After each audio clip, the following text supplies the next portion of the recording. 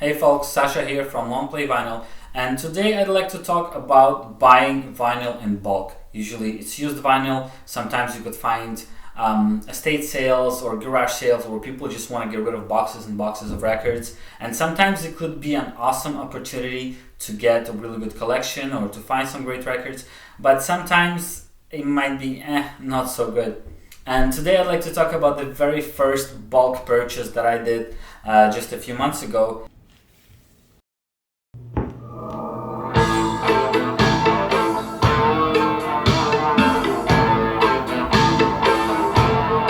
So I found this ad on Kijiji, which is the equivalent of Craigslist in the States.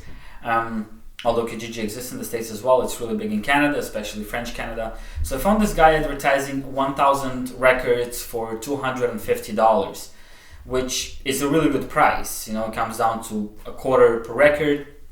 And he had some pictures of some of the records, and there was some Pink Floyd, Led Zeppelin, all the rock classics, which here in Montreal usually go for a lot more money than they usually go in the States. And I thought that, you know what, I should go check him out and I should maybe buy this whole collection, because the guy was very clear that he doesn't want to sell them separately. He wants to get rid of the whole thing. So I got to this guy's house and he was in a little bit of a hurry, which is kind of a bad sign now that I think about it. He told me, I don't have time for you to dig through all the records, check out the condition of each one, but here, give it a quick look and tell me if you want them or not.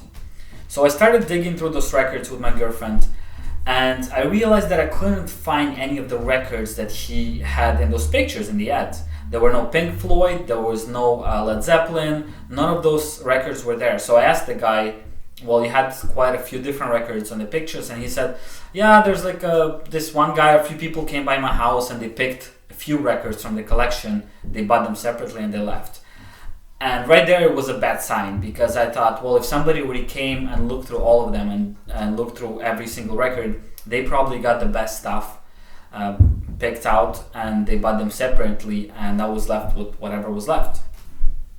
So I looked through them and I still found quite a few records that I didn't have, and I thought that if I buy them separately in Montreal, once again, even used, I would buy $10, $15, $20 a piece. And I found at least 10 records that I thought I would want to keep from that pile. So I offered the guy $100 instead of the $250 that he was asking. So he hesitated for 5 seconds and then he agreed. And I got a feeling that this guy had no clue what he was selling. He got it probably at an estate once again, or somebody gave it to him, maybe a relative that passed, or maybe he bought a house or something that had those records in, because he didn't really know what was in it, what was it worth. When I asked him where it came from, he was like, oh, it's my personal collection, but some of the records had price tags on it, handmade price tags. So there's also a chance that it came from some reseller, and I started loading them in my car. Now, thankfully, I had a station wagon, and I was actually able to fit all of those records in my car and do one single trip from this guy's house to my house, which wasn't that far. It was 20-25 kilometers, maybe half an hour drive, a bit more. Hey guys, so I just got about 1,000 records. The guy's not sure how many he has in here. A lot of it is crap, actually, stuff that nobody really wants. But I've seen some really great ones. I've seen some Kraftwerk, some Kiss, some classic rock stuff in there.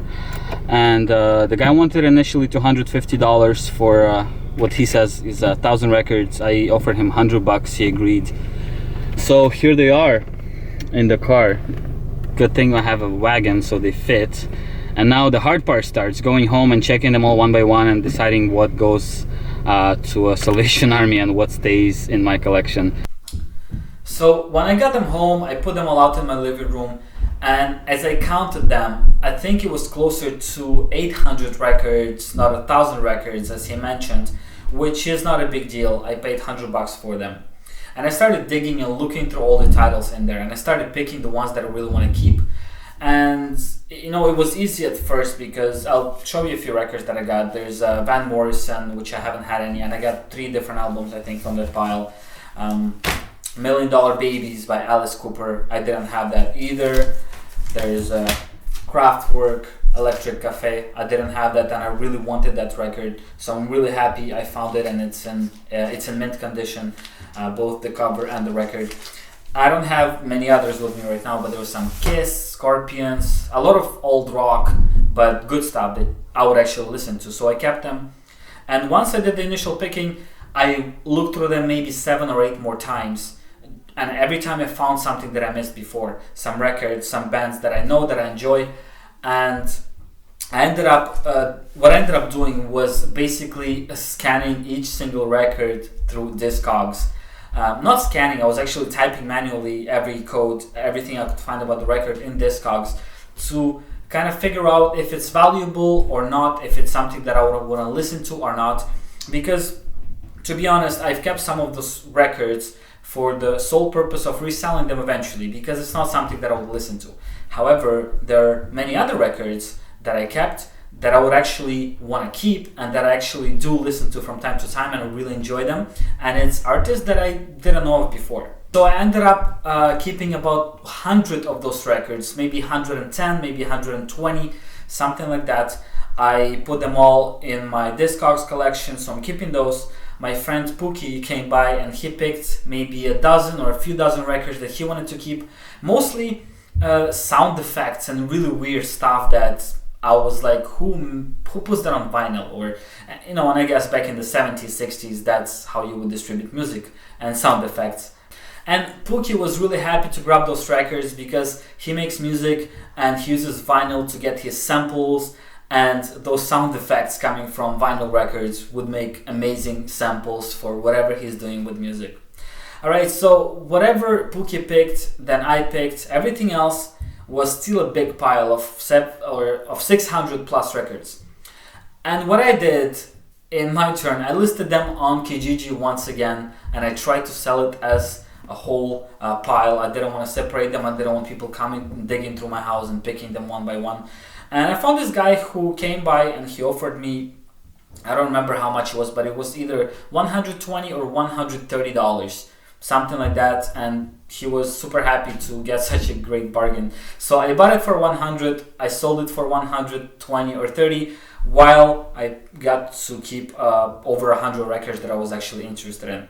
I don't know why he wants those records. He probably does flea markets and he wants to resell them $1 a piece, whatever. Still a good deal for him. Alright, so now I'd like to show you just a few records that I picked that I've never heard of, and they seem to have a very interesting value. First one is being this Disco Funk. This is a Canadian disco compilation from 1972, if I'm not mistaken. And for some reason, this is quite expensive. On Discogs, it's listed from $40 US up to 130 euros for this record. From what Pookie tells me, there's probably one track or a few tracks that you can't find anywhere else on vinyl, and they were really popular and people want those songs, so they're willing to pay so much for this record. Now, there's quite a few people selling them, and as I mentioned, most of them are at least $40 US or more. This one is in mint condition. So I'm keeping this one for now. I'll give it a few spins and maybe I'll list it for sale eventually. Another one really interesting record is this beautiful pink thing. It's by an artist called, and I hope I'm pronouncing that correctly, Dashiell Hedayat. It's French psychedelic rock record. I've actually listened to it, and since I do speak French, I love the lyrics. The whole music it's really weird side of psychedelic. And I really want to keep this, so I really doubt I'm going to be putting up for sale because I've listened to it a few times, as I mentioned, and I will listen to it more. They go usually for $100 and more on Discogs. The most expensive copy that was sold was like $160 or something like that. But I really like it, and I know it could be a really nice moneymaker, but it's not just about the money. As you know, collecting records is about collecting music that you enjoy listening to. So I'm definitely keeping this one. The next interesting record is La Banda del Paraíso. It's right here. And I know that a lot of records from Latin America often hold a value because not many were pressed and they're collectible items at this point. So this specific copy, this is hard rock from Argentina, 1973 pressing. There's only 2 of them listed for sale right now on Discogs. One for $150 US, another one for $200 US. I don't know if it's worth that much. I don't know if anybody's actually willing to buy it, but I will probably list this for sale because that's not something that I will be listening to. I gave it a spin once, and it's hard rock from Argentina. It's just like hard rock from US, nothing special. It's hard rock, and it's not a band that I really enjoy or something, so probably I'm not going to keep it. I'm going to try to sell it. I don't have any other records in my hands right now, but there have been a whole bunch of other records in there that are listed on Discogs for $30, $40, $50, $60, $70, and many of those I kept for that reason of trying to resell them eventually. And there's about other half, maybe another 40 or 50 records that I kept simply because I like the artists, simply because I'm planning on listening to them. Some of them are worth some money, some of them are kind of worthless. They cost maybe $2, $3 on Discogs, but I don't have those records, so I've decided to keep them and listen to them. Alright, I hope you enjoyed this video, and let's recap a little bit. My main point here, if you're about to buy a whole bunch of records in bulk, do make sure that you have time to actually look through them more closely. Not just to look through the titles and be like, okay, that's good. Look through the titles, but also pick some out and look at their condition, because they might be all destroyed. They might have been all flooded or something and you're not going to notice. They might be super scratched, because some of the records that were in that pile, they were very, very scratched. And there were some pretty crappy records, artists that I wouldn't listen to anyway, and they hold no value. But I guess back in the 80s, it was a really popular artist here in French Canada, and they kept spitting it and playing it, so the records were super scratched. Most of them, however, were in mint condition or very good condition. So do spend the time to look through most of the records to make sure if it's worth buying for you. Now, another negative point, as I mentioned before, was that phrase when the guy said, well, yeah, not all the records are here because somebody passed by before you and picked some out. That's kind of bad sign, because they picked out the best that there was, probably. Maybe that person values another kind of music than I do, but in that specific case, the records that I really wanted were not there anymore. This is also the reason that gives you the power of bargaining. So from $250 to $100 that I paid, it's a pretty big jump, but it was justified by exactly that. Well, you had one collection listed on your ad, and now I come all the way to your house and the same records aren't available anymore. You should have told me, blah, blah, blah. I'm willing to give you this much money for this collection. The next tip is, if you want to keep those records or resell them or whatever, do spend the time looking through each single record and actually trying to find that copy on Discogs, so you have a better idea of the actual value of that record.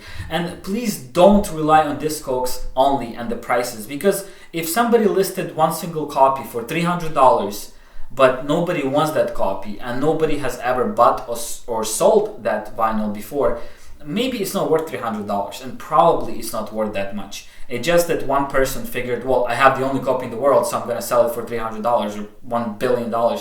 Don't fall for that. If you see a copy listed for $100, try to see how many copies have been sold and what was the average price that they were sold for. This will give you a better idea of what it's worth. You could also look on eBay. You could also look on some other websites and forums to figure out what's the real value of that record. But do put all of them through Discogs. If possible, put them all in your collection so you have a better idea of what you have there, and it'll be easier to list them and sell them online.